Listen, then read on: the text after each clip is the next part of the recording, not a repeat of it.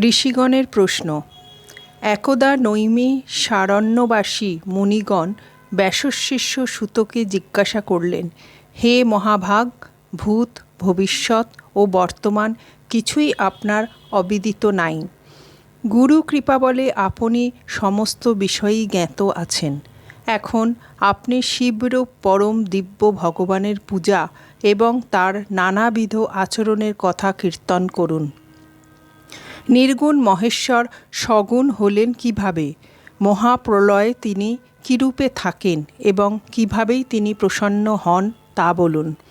সুত বললেন, হে মুনিগণ, আপনারা উত্তম প্রশ্ন জিজ্ঞাসা করেছেন। আমি যথাসাধ্য এর উত্তরদানে আপনাদের প্রসন্ন করতে চেষ্টা করব। পূর্বে দেবশ্রী নারদ পিতা ব্রহ্মাকে এই কথা জিজ্ঞাসা করেছিলেন। ব্রহ্মা তাকে যে সকল কথা বলেছিলেন তা আমি আপনাদের বলছি।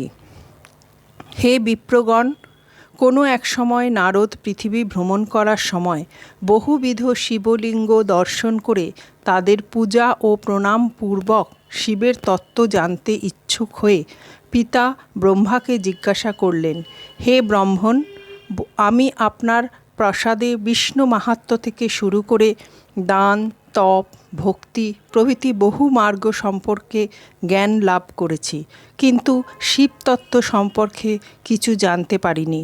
আপনি দয়া করে তা আমাকে বলুন।